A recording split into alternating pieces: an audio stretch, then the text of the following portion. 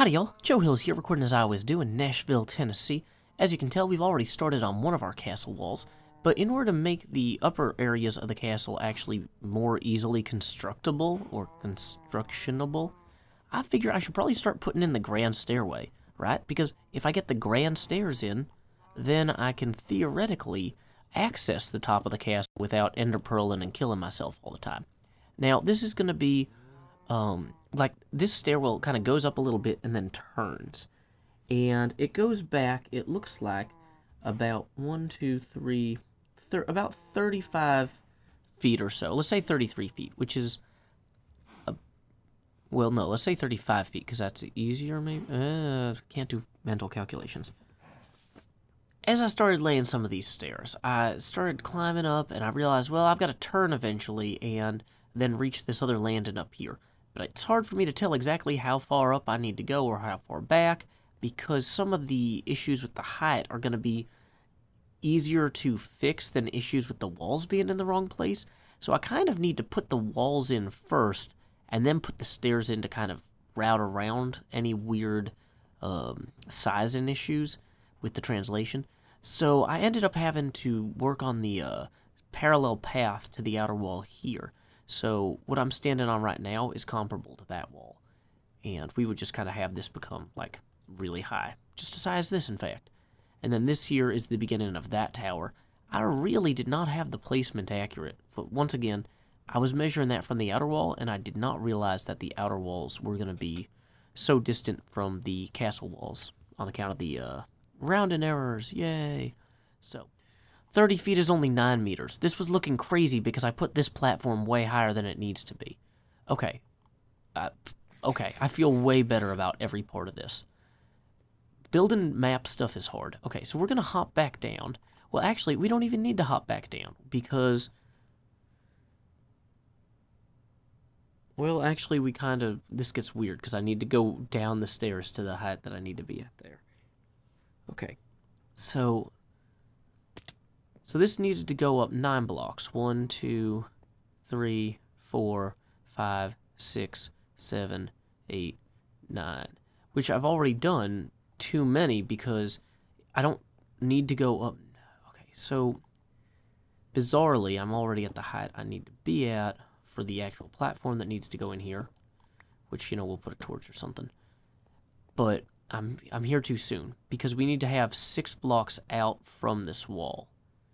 So let's go ahead and finish this part of the wall just to kind of have a little bit of this established.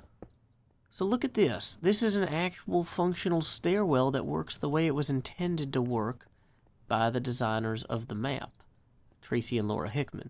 This is wonderful. I am enthusiastic about its possibilities. So I think that I actually need to put some torches down about here. Actually, about here, it looks like. But we want to keep our grid squares pretty cleanly marked. I might even leave these torches in once we play, or I might replace them with lanterns or something, like glowing stuff under carpet, just so I can see where everything is. But yeah, so now from here, this platform will have another stairwell that goes up and then meets that platform at the 50-foot mark there. So those 2 stairs go up 20 feet, which 20 feet in meters is 6 meters. So we're going to go ahead and have another set of stairs going up like this. Well, I gotta tell you, if there's one thing that's confusing about transition in between feet and metric, it is elevation changes. And this stairwell here, from this foyer up to this platform, up to this throne room, it was giving me a little bit of trouble, I'll admit. I got some extra pieces of stone all throughout here as I tried to figure that out, but I feel like I've got a pretty good grasp on it at this point. Let's see if we can ender pearl over there onto that platform. That would be a really cool party trick to make it look like I'm good at Minecraft. No, we overshot it. Okay, that's fine too, because in addition to building upward on those stairs, I've also started figuring out where some of the downstairs are going to go. This is actually the depth to which the next level, the first basement of the Castle Ravenloft is going to show up. If you guys are following along at home in your I6 module or Curse of Strahd book, this is going to be map 2. No, sorry, map 11. The Larders of Ill Omen. And so basically that means like where they keep the beer and wine and food. Now this is a vampire castle, but you know, and vampires don't famously eat or drink very much stuff that's not human blood. However, they do like to entertain guests, and you know, in order to have entertaining guests, you don't want them to show up and be dehydrated and hungry. You need to let them, you know, have some wine and eat some food, and then, you know, go run around the castle fleeing from you. So, anyway, the Larders of Ill Omen is going to have a whole bunch of barrels and stuff like that to accommodate the centuries of guests that, you know, that's the thing about being a vampire, is you can say, hey, how much wine do I need? I need probably a few centuries worth. You can buy it in bulk, and then you just save a ton of cash. So, anyway, where was I? So we've broken ground on the lower floor here. It's 40 feet below the main area. And so when folks turn left off the stairs, as we did just here, they're going to enter the barrel room, basically. And that room doesn't go too far back in particular. It's going to switch back a little bit on this side of the stairs by about 6 meters, but it's not going to be like crazy huge, because this is not a part of the castle that the vampire is necessarily trying to impress people with. Like, he doesn't say like, oh, hey, you want to see what a powerful vampire I am? Let's go down the service stairs to where I keep, you know, a few hundred barrels of wine. He's going to be like, oh, let me show you my exquisite art collection upstairs, where there are windows, and then heavy curtains also for daytime usage. But, anyway, so this room is going to be, it's going to go back about that far on this side, go back about that same distance this way. You don't need to watch me dig out the whole thing. I just want to kind of give you a sense of it. But then over here, there's going to be another room that's going to have like a cool ritual space that you will get to enjoy. Once again, it's not necessarily a entertaining area, but, you know, there are certain things that when you're an immortal vampire, you might need to do ritually, or have your staff available to do ritually. Oh man, this is great, because I'm going to need a ton of dirt later. So let's just put some torches down real quick. We can get the actual spacing properly. Yeah, so there. But anyway, so we'll have a few more rooms of interest kind of here.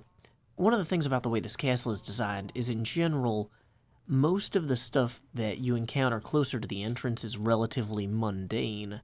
But if you try to approach the castle from any entrance other than the main entrance way up there, you start running into really crazy stuff really quickly. And by crazy, I mean like potentially deadly. But anyway, so, you know, the first things you're going to find in the basement are going to be fairly normal, you know, barrel room, magic room with a big green flame in the middle of it. But before long, you start getting into some weirder stuff. I don't know if I'm going to dig out all of that today, because I did want to talk a little bit about my Eclipse experience. I was so fortunate to live in the path of the Eclipse that we actually had some guests come down from New York, and it was a great time. We got to watch the eclipse basically from where I live, which, having a kid, it was kind of one of those things where we scouted out a few parks and stuff where they were doing big eclipse events, but not having real bathrooms and it being incredibly hot out and everything, it was just kind of like, well, we don't want to miss the totality because we're trying to find a porta potty. Let's just do this from home. So that worked out really well, and it was really exciting seeing the partial eclipse over time, kind of as the moon begins to cover the sun. You know, we were kind of just going outside every few minutes and putting the glasses on and looking at it, because like, it's probably hard. I mean, some people have the attention span to sit there for 90 minutes during the partial eclipse and just watch the whole thing, but once again, kind of taking care of a child, we didn't want her to be looking at the sun unsafely, so it was kind of one of those things where every 5 minutes we would go back out and see how much more it had covered, and then, you know, do the same thing again in a little bit. And that was a good compromise, I think, in terms of safety and convenience. But we obviously all went outside for the totality. And we were very lucky because a cloud passed in front of the sun, like just a minute before the totality. But it was a really thin cloud, and we're watching how fast it's moving, and we're like, it might get out of the way. It might not. It might get out of the way. And luckily it did, so we were able to witness the totality with the naked eye, which is awesome. One thing I learned for sure is if you have a kid, you never want to be wearing your Eclipse glasses at the same time they're wearing their Eclipse glasses, because they might not use them safely. So I definitely was keeping an eye on Corinne the whole time, but she had a blast, and it was great. And I hope a lot of you guys had an opportunity to enjoy the Eclipse as well. Feel free to share your experiences about that. So this whole floor that I'm working on here has a pretty big throne room right in the middle of it. So we're just going to kind of fill in a bunch of that. I kind of want to start doing some stuff with glowstone and carpets and stuff, but it's just so easy to just use the same material for everything initially and then go back in and fix the details later. But at the same time, like, it's kind of hard to just pay attention to, like, it's kind of hard to keep track of all this stuff mentally for me when everything looks so identical.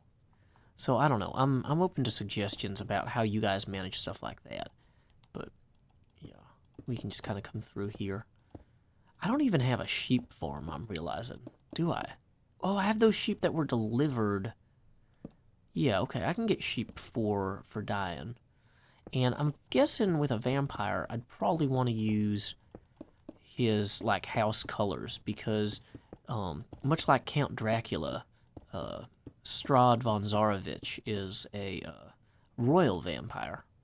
And so he would have, like, house colors and things.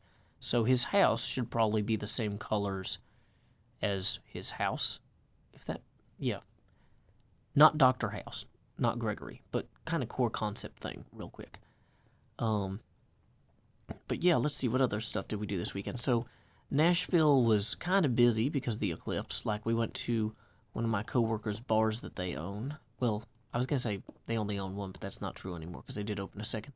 But, yeah, they were, the waiter was just like, yeah, we're out of almost everything because of the Eclipse. Here's what's left. It's like, well, I'm glad, you know, folks are swinging by. But yeah, so this is going to be great, because this part right here in the center is going to have a big window that's going to look out through the gate here. The throne will be kind of about here-ish, and then we're going to have two sets of stairs that come back down, here and here. Now we're going to eventually put some statues in these two slots. I need to learn how to make those armor stand things. I've made them before, but I can never remember the recipe. But anyway, it's just, I'm excited just to have this place coming together at all. I need to get more dug out. I need to get more built, but, you know, this project has been so kind of time-consuming, it's easy to just feel overwhelmed. And then when I come in here and I'm like, no, I've got the next floor down dug, and I've got the next floor up sorted, kind of generally. It's really rewarding and makes me feel good. These chests are all worthless, though. Gotta remember that. Okay. So, yeah, this is nice. I think that this is gonna technically here be a enclosed area. Like, there's nothing actually in that formally. Whoops, and now I'm trapped. Dang it, that's not gonna go there. Dang it. Well, actually, that wall maybe is supposed to go there. But still. Okay. So, front doors. Front porch ceiling. Front wall. Let me see how big that window is supposed to be. Okay, so it looks like the window should probably be about 4 by 4. So, and it's supposed to have like a sun in it, which is funny because it's a vampire. But let's go ahead and just mark this out like so. And I'm going to put some torches there so nothing spawns. But yeah, so this will be big stained glass window. Throne.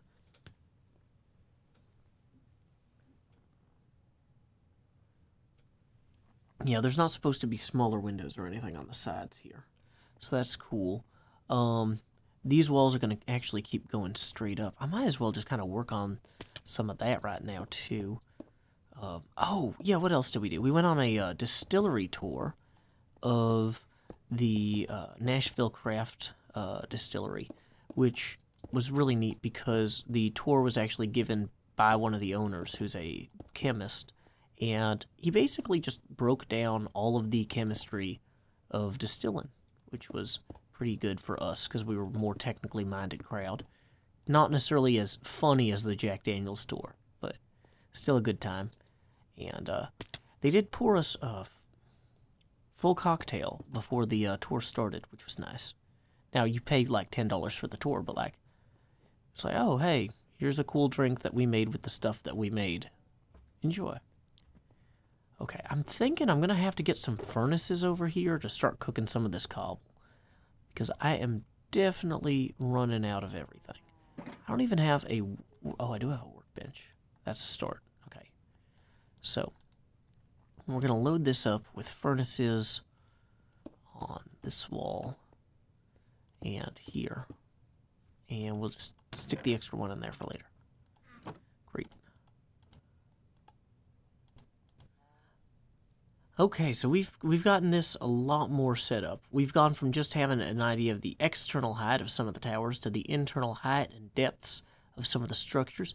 We're going to come back next episode with some resources gathered to really start making this look like a real castle, and hopefully with enough brick to get the outside partially constructed. There are some crazy spiral staircases I'm going to have to work on.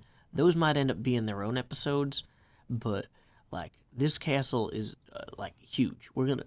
The sky is the limit, literally. We will be building to the build height with this castle. You might have noticed that this video was mid-roll ad-free, thanks to Patreon member Kathleen Heath, who has donated at the $50 level to have that mid-roll ad at the middle of the episode replaced with a poem at the end of the episode. I call this one Cosmology. Biology's cosmology is more molecular than stellar. Cosmology's geology is lighter than our own. Wavelengths trump the Bohr lengths, drilled deep into our home.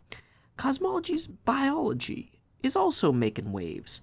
Unhooded and uncultured, we must glean how it behaves. So thank you again to Kathleen Heath and all of our Patreon backers. Don't forget you can support these videos with the Patreon link in the description below. Until next time, y'all, this is Joe Hills from Nashville, Tennessee. Keep adventuring.